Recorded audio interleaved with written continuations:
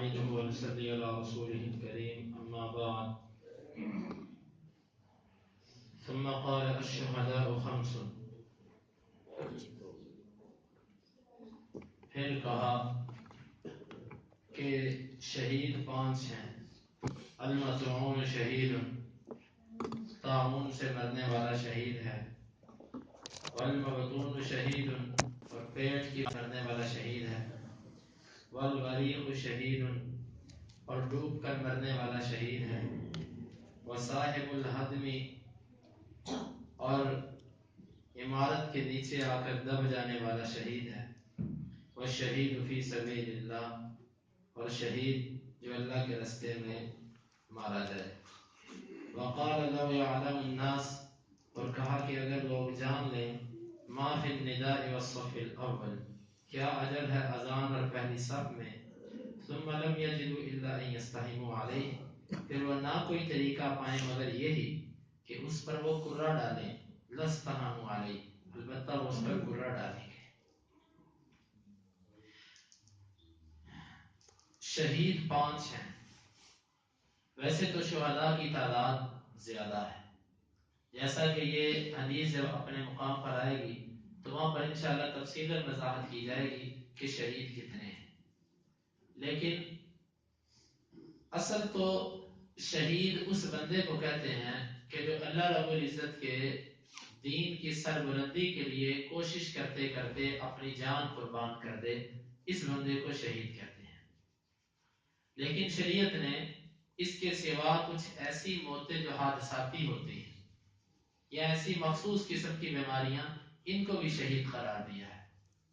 اگرچہ اللہ کے راستے میں جہاد کرتے ہوئے دین اسلام کی سربلندی کی کوشش کرتے کرتے جو بندہ مارا جائے، یہ بندہ اور عام جو کسی ایسی بیماری میں مارا جائے جس کو اسلام نے شہید قرار دیا ہے، ان دونوں کا رتبہ برابر نہیں ہے. شہادت میں بھی فرق ہے. جو دین کی سربلندی کی کوشش میں مارا جائے، اس بندے کے مرتبے کو، اس شہید کے مرتبے کو کوئی اور شہید نہیں پہنچ سکتا. اس کا مرتبہ سب سے بلند ہے. طاعون کی بیماری میں مرنے والا، طاعون یہ ایک وبا ہوتی ہے جو چوہوں سے پھیلتی ہے، اور یہ جس علاقے میں پھیل جائے، نبی صلی اللہ علیہ وسلم نے منع فرمایا کہ اس علاقے میں باہر سے کوئی بندہ داخل نہ ہو، اور جو اس علاقے میں رہتا ہے وہ اس علاقے سے باہر نہ نکلے. آپ نے منع فرمایا. یہ کیوں منع فرمایا؟ یہ حدیث جب اپنے مقام پر آئے گی اس کی وضاحت کر دی جائے گی. طاعون فرمایا کہ جو اس بیماری میں مر جائے یہ شہید ہے. المبتون شہید، پیٹ کی بیماری میں مرنے والا بندہ، پیٹ کی کوئی تکلیف اس کی وجہ سے جو بندہ مر گیا، مثلا ایک عورت ہے زچگی کے دوران فوت ہو گئی، یا ایک بندہ ہے اس کو پیٹ کی کوئی بیماری لگ گئی، اس سے اس کی موت واقع ہو گئی، یہ بندہ بھی شہید ہے. والغریق شہید،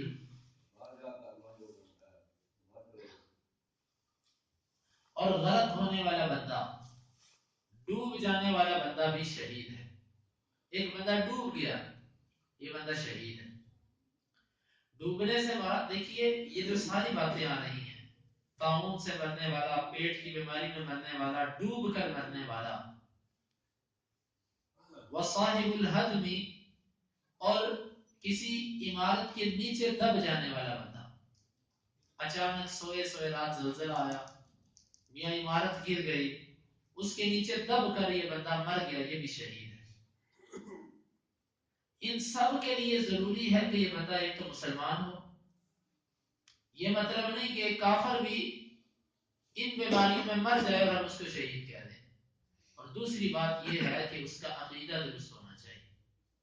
جس بندے کا عقیدہ درست نہیں، اس بندے کی موت جس طریقے سے بھی واقع ہو جائے، بندہ شہید نہیں ہو سکتا. جس طرح کہ یہ کسی بندے نے میرے سے ایک مسئلہ پوچھا، پرسوں کی بات ہے، مجھے کہنے لگا کہ ایک صاحب کو میں جانتا ہوں، وہ ان کا عقیدہ اس قدر خراب ہے کہ شرک اور بدعت، ان کا ایمان اور ان کا اسلام شرک اور بدعت ہے. اسی کو ہی وہ اپنا دین سمجھتے ہیں، اور وہ کہنے لگے کہ ان کی موت واقع ہوئی ادھر جب عمرہ کرنے گئے تو وہاں پر وہ فوت ہو گئے، تو اب ان کا امام کعبہ نے وہاں پر جنازہ پڑھایا، تو بتلائیں یہ کیا ہے؟ تو یہ تو بات سیدھی سی ہے، وہاں پر تو جو بھی مسلمان جاتا ہے، ہمارے سامنے بھی جب کوئی مسلمان آئے گا جس کو ہم نہیں پہچانتے، ہم اس پر حسن ظن رکھیں گے، اس کے بارے میں اچھا گمان رکھیں گے اور ہم اس کا جنازہ پڑھیں گے۔ لیکن جب کسی کی حقیقت معلوم ہو جائے، ان کو حقیقت کا نہیں علم، لیکن اگر کسی کو حقیقت معلوم ہو جائے کہ اس بندے کے عقیدے میں یہ شرک اور بدعت ہے، یہ قبر پرست آدمی ہے، تو پھر اس کے ساتھ وہ معاملہ نہیں ہے۔ یہ بات تو مشہور یہ جو صوفی تھا جس کو لوگ بلے شاہ کہتے ہیں، اس نے بھی اپنے ایک شعر کے اندر کہا ہے نا کہ بغیر توحید کے انسان کی بخشش نہیں ہونی،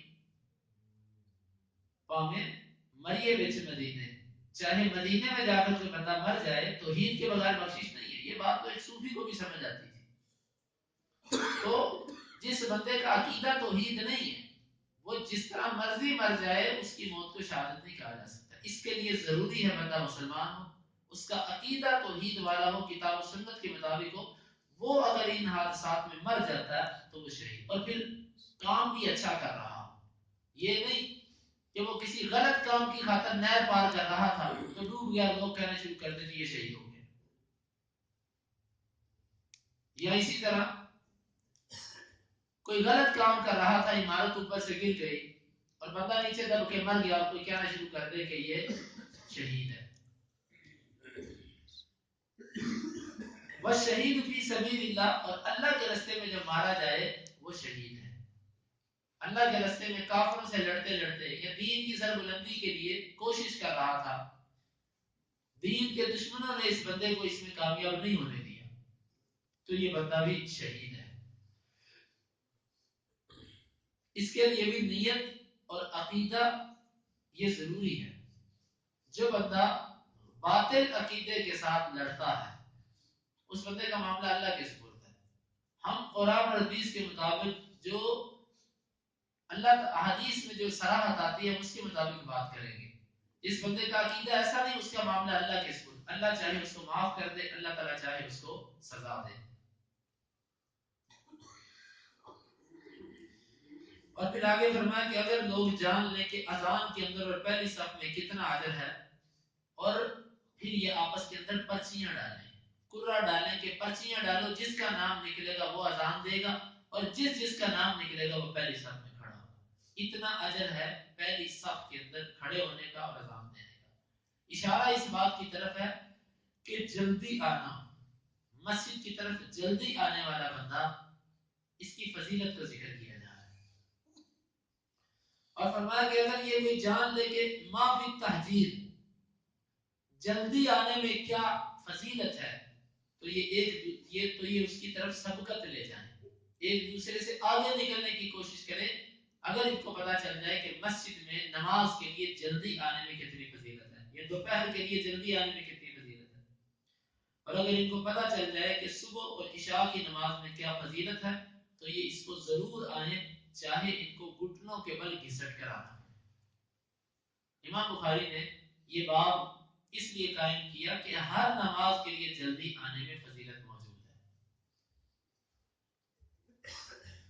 باب احتساب الآثار، یہ باب ہے اپنے نشانات کو شمار کرنا، یہ اس کا معنی یوں کیا جا سکتا ہے اپنے نشانات سے ثواب کی امید رکھنا۔ احتساب اس کا معنی تو ہوتا ہے شمار کرنا، لیکن اکثر یہ حدیث کے اندر یہ لفظ نیکیوں کی طلب کے معنی میں استعمال ہوتا ہے، ثواب طلب کرنے کے معنی میں استعمال ہوتا ہے۔ امام بخاری فرماتے ہیں کہ ہمیں بیان کیا محمد بن عبداللہ بن حوشب نے، وہ کہتے ہیں ہمیں بیان کیا عبد الوہاب نے، وہ کہتے ہیں ہمیں بیان کیا حمید نے انس سے، وہ کہتے ہیں کہ نبی صلی اللہ علیہ وسلم نے فرمایا بنی سلمہ الا تحتسبون آثارکم، کیوں نہیں تم ثواب کی امید رکھتے اپنے نشانات سے۔ وقال مجاہد، اور مجاہد کہتے ہیں کہ فی قوله، اللہ تعالیٰ کے اس قول کے بارے میں وَنَكْتُبُ مَا قَدَّمُوا وَآثَارَهُمْ، ہم لکھیں گے جو انہوں نے آگے بھیجا اور ان کے نشانات کو۔ قال خطاہم، وہ کہتے ہیں ان کے قدم. امام بخاری یہ کہنا چاہتے ہیں کہ جو بندہ مسجد کی طرف جتنا چل کر آئے گا یا کسی بھی نیکی کی طرف جتنا چل کر آئے گا، جتنا زیادہ چلے گا، اس کو ثواب اتنا زیادہ ملے گا. امام بخاری نے اتنا رکھا ہے کہ قدموں کا ثواب، یہ نہیں کہا کہ نماز کی طرف چل کر آنے کا ثواب. اشارہ اس بات کی طرف ہے کہ یہ فضیلت صرف نماز کے لیے نہیں ہے. آپ کسی بھی نیکی کے لیے جتنے قدم چل کر جاتے ہیں، اللہ تعالیٰ آپ کو ہر ہر قدم پر فضیلت عطا فرمائے. ایک بندہ اس نیت سے دور سے چل کے آتا ہے کہ میں درس قرآن سنوں گا، میں درس حدیث سنوں گا، یا کسی علم کی مجلس میں بیٹھوں گا، اس بندے کے ہر ہر قدم پر اس کو اجر مل رہا ہے. نماز کی نیت سے آؤ، قرآن و حدیث کے درس کی نیت سے آؤ، یا ویسے کسی اور اچھے ارادے سے آپ کسی طرف چل کر جاتے ہیں، تو جتنے قدم آپ چل کر جائیں گے اتنا ثواب آپ کو زیادہ ہوگا. پھر یہاں پر فقہا کا اختلاف ہے کہ جس کا گھر مسجد کے قریب ہے یہ افضل ہے، یا جس کا گھر مسجد سے دور ہے وہ افضل ہے. جہاں تک یہ معاملہ ہے تو اس میں یہ ہے کہ اگر تو کسی بندے نے گھر خریدنا ہے، گھر خریدا نہیں خریدنا ہے، تو اس کو کوشش یہ کرنی چاہیے کہ وہ اپنا گھر مسجد کے قریب بنائے. جس طرح کہ نبی صلی اللہ علیہ وسلم نے پہلے مسجد بنائی اور اپنا گھر بعد میں بنایا. جب گھر بنانے کی باری آئی تو آپ نے مسجد کے ساتھ اپنا گھر بنایا. اگر مسجد پہلے سے موجود ہے اور آپ کا گھر پہلے سے نہیں ہے، پھر انسان کو مسجد کے قریب گھر لینا چاہیے. لیکن اگر صورتحال ایسی ہے کہ آپ نے گھر پہلے خریدا، مسجد بعد میں بنی، یا مسجد سے تعارف آپ کا بعد میں ہوا، تو اس صورت میں اگر آپ اپنی جگہ پر رہتے ہیں تو پھر چل کر آنے کا ثواب آپ کو زیادہ ہوگا بنسبت اس شخص کے کہ جس کا گھر مسجد کے قریب ہے. جس طرح کہ پیچھے بھی کل بھی امام بخاری حدیث لے کر آئے کہ اجر اس کا زیادہ ہے کہ جو زیادہ دور سے چل کر آئے. تو لہذا جو بندہ زیادہ دور سے چل کر آتا ہے اس کا اجر زیادہ ہے. پھر یہاں پر ایک اور سوال ہے، ایک بندہ اپنے گھر کی قریبی مسجد چھوڑ کے کسی دور والی مسجد جا سکتا ہے؟ حالانکہ شرعی مسئلہ یہ ہے کہ اپنے گھر کی قریبی مسجد چھوڑ کر دور والی مسجد میں نہیں جانا چاہیے.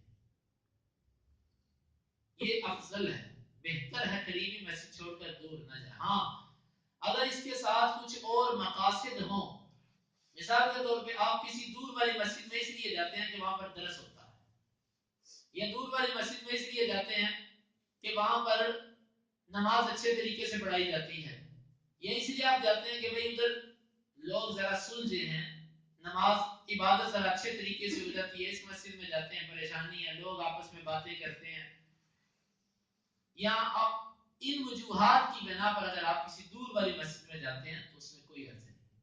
یا ایک وجہ یہ ہے کہ آپ یہ دیکھتے ہیں کہ میرے قریب جو مسجد ہے اس امام کا عقیدہ درست نہیں ہے. اگر اس کا عقیدہ درست نہیں تو تب بھی اس کو چھوڑ کر دور والی مسجد میں جایا جا سکتا ہے، کیونکہ امام ابن حجر رحمۃ اللہ علیہ نے بھی فتح الباری کے اندر لکھا کہ قریبی مسجد میں نماز پڑھنے سے اگر کوئی چیز رکاوٹ بنتی ہو تو پھر قریبی مسجد کو چھوڑ کے دور والی مسجد میں جایا جا سکتا ہے. وہ رکاوٹ کیا ہے؟ امام بدعتی ہے، اس کا عقیدہ بدعت والا، اس کا عقیدہ شرک والا ہے. دیکھو یہ مسئلہ ہمارا آج کا نہیں ہے، ان حدیث کو دیکھیں شارحین شروع سے اس بات کی وضاحت کرتے آ رہے ہیں کہ بدعتی آدمی کے پیچھے نماز پڑھنے سے بچو، جس کے عقیدے میں خرابی ہے اس کے پیچھے نماز پڑھنے سے بچو. ہم کافر نہیں کہتے کسی کو، جو مسلمان ہے ہم اس کو کافر نہیں کہتے. بدعتی آدمی کافر نہیں اس کو کہا جا سکتا، لیکن جہاں تک مسئلے کی حقیقت ہے نماز اسی کے پیچھے پڑھنی چاہیے کہ جو قرآن اور حدیث کے مطابق پڑھتا ہو. جان بوجھ کر ایک صحیح العقیدہ امام کو چھوڑ کر اس کو نظر انداز کر کے دوسری طرف جانا اور یہ کہنا کہ وہ بھی تو مسلمان ہی ہے، میں یہ سمجھتا ہوں یہ مداہنت ہے. یہ دین کے معاملے میں ایک جذبے کے نہ ہونے کی علامت ہے. مارکیٹ کے اندر دو چیزیں پڑی ہو نا، ایک چیز سب سے بہتر اور ایک اس سے کم اور قیمت دونوں کی برابر ہو، تو آپ کبھی بھی ہلکی چیز نہیں لو گے، بلکہ قیمت میں فرق بھی ہو تو آپ ہلکی چیز نہیں لو گے. ایک جگہ پر نماز سنت کے مطابق پڑھی جاتی ہے، وہاں پر سب بندے کا اہتمام ہوتا ہے، وہاں پر نماز ٹھہر ٹھہر کر پڑھی جاتی ہے، وہاں پر قرآن اچھے طریقے سے پڑھا جاتا ہے، اور ایک جگہ پر نہ سب بندی کا اہتمام، نہ نماز کا خشوع و خضوع، اور پڑھنے والے کا بھی عقیدہ یہ ہے اور پیچھے کھڑے ہونے والوں کا عقیدہ بھی یہ ہے کہ ہم ایک شخص کو خوش کر رہے ہیں، ایک شخص کی وجہ سے ہم اس طریقے سے نماز پڑھتے ہیں۔ احادیث کی وجہ سے ایک عمل کرنا اور ہوتا ہے، کسی کی تقلید میں ایک عمل کو کرنا اور حیثیت رکھتا ہے۔ وہ پڑھتے ہی اس نیت سے ہیں کہ فلاں شخص کی وجہ سے ہم نماز پڑھ رہے ہیں۔ بھائیو یہ معاملہ چھوٹا نہیں، میں تنگ نظر نہیں، تنگ نظری کی بات میں نہیں کر رہا، میں یہ کہتا ہوں کہ اپنے آپ کو بہتر جگہ پر لے کر آؤ، جو جگہ سنت کے مطابق ہے، حدیث کے مطابق ہے، وہاں پر نماز پڑھو، اس طریقے سے نماز پڑھو۔ اگر وہ مسجد آپ کے گھر کے قریب ہے، آپ کے سامنے ہے، اس مسجد کو بھی اس وجہ سے نظر انداز کیا جا سکتا ہے کہ اس امام کا عقیدہ کتاب و سنت کے مطابق نہیں۔ تو یہ آئمہ شارحین نے اس حدیث کی روح میں لکھا، وگرنہ قریبی مسجد میں نماز پڑھنا افضل ہے۔ اگر یہ وجوہات ہوں، مثلا کوئی تعلیمی مقصد ہے کہ علم حاصل کرنا مقصد ہے، یا اور کوئی شرعی وجوہات ہے، پھر دور کی مسجد میں بھی جایا جا سکتا ہے۔ اور بنو سلمہ جس طرح کی اگلی حدیث میں اس کی وضاحت آ رہی ہے، امام بخاری کہتے ہیں ہمیں بیان کیا ابن ابی مریم نے، وہ کہتے ہیں ہمیں خبر دی یحییٰ بن ایوب نے، وہ کہتے ہیں مجھے بیان کیا حمید نے انس سے کہ بے شک ان بنی سلمہ ارادوا ان يتحولوا عن منازلهم، بنو سلمہ نے ارادہ کیا کہ وہ منتقل ہو جائیں اپنے گھروں سے، فینزلوا قریبا من النبی صلی اللہ علیہ وسلم، وہ نبی صلی اللہ علیہ وسلم کے قریب آ جائیں۔ قال راوی کہتا فقال النبی صلی اللہ علیہ وسلم، نبی صلی اللہ علیہ وسلم نے ناپسند کیا ان یعروا المدینہ کہ وہ مدینے کو خالی کر دیں، فقال الا تحتسبون آثارکم، کیا تم نہیں ثواب کی امید رکھتے اپنے نشانات سے؟ بنو سلمہ کا گھر مسجد نبوی سے دور تھا، انہوں نے ارادہ یہ کیا کہ ہم یہ اپنے گھر بیچ کر مسجد نبوی کے قریب چلے جائیں، تو نبی صلی اللہ علیہ وسلم نے فرمایا کہ تم مدینے کو خالی نہ کرو، مطلب مدینے کے اطراف کے اندر بھی آبادی رہنے دو، ایسا نہ کرو کہ ساری سائڈیں خالی کر کے مرکز میں آ کے بیٹھ جاؤ، اطراف پر بیٹھے رہو، اس کی اطراف کو خالی نہ کرو، بارڈر ایریا خالی نہ کرو مدینے کا۔ آپ نے اس چیز کو اور فرمایا کہ کیا تم یہ نہیں چاہتے کہ تمہیں ان قدموں کے آنے پر ثواب ملے؟ دوسری روایت میں وضاحت ہے کہ بنو سلمہ نے جب یہ سنا پھر وہ اپنے گھر ہی وہاں پر ہی رہے، ہمیشہ وہاں رہے، وہاں سے مدینے کی طرف پھر منتقل نہیں ہوئے، وہیں پر انہوں نے سکونت اختیار کی۔ تو یہ نبی صلی اللہ علیہ وسلم کی بات کا مقصد یہ نہیں تھا کہ جائز نہیں آپ کا مسجد کے قریب آنا، بہتر ہے مسجد کے قریب آنا، لیکن ان کے قریب آنے میں ایک جو خرابی آ رہی تھی وہ یہ تھی یعروا المدینہ، لفظ پر غور کریں کہ سرحدوں کا خالی ہو جانا، سرحدوں کا خالی ہو جانا وجہ تھی۔ لیکن آج کے دور میں اگر کوئی بندہ اس کا گھر مسجد سے دور ہے اور دور ہونے کی وجہ سے وہ کبھی نماز سے بھی رہ جاتا ہے، اس کو مشقت بھی ہوتی ہے، پریشانی بھی ہوتی ہے، دور ہونے کی وجہ سے بچے بھی مسجد کے قریب نہیں آ سکتے، بچوں کو بھی اس لیے روک لیا جاتا ہے کہ مسجد دور ہے، یہ ساری اگر خرابیاں موجود ہوں تو پھر گھر چھوڑ کر مسجد کے قریب آیا جا سکتا ہے، پھر گھر چھوڑ کر مسجد کے قریب آیا جا سکتا ہے، اس لیے کہ بچوں کی تربیت اچھی ہو سکے، ان کا معاملہ بہتر طریقے سے چل سکے۔ لیکن اگر ایسی کوئی خرابی نہیں ہے، سہولت ہے، آسانی ہے مسجد میں آنے تک، تو پھر دور ہی بہتر، کیونکہ ہر قدم پر چل کر آنے پر اللہ رب العزت کے ہاں اجر ملے گا۔ اور مجاہد نے اس کا معنی یہ کیا کہ قرآن کی جو آیت ہے وَنَكْتُبُ مَا قَدَّمُوا وَآثَارَهُمْ، ہم انہوں نے جو آگے بھیجا وہ بھی لکھیں گے، ان کے نشانات کو بھی لکھیں گے۔ وہ کہتے ہیں نشانات سے مراد قدم ہے، وَالْمَشْيُ فِي الْأَرْضِ بِأَرْجُلِهِمْ، یہ کیا ہے؟ اپنے قدموں کے ساتھ زمین پر چلنا مراد ہے، کہ اللہ تعالیٰ ایک ایک قدم لکھیں گے کہ یہ قدم کس کام کی طرف اٹھ کر گیا، یہ کتنے قدم اس نے اٹھائے اس کام کو کرنے کے لیے، ایک ایک چیز اللہ تعالیٰ لکھیں گے۔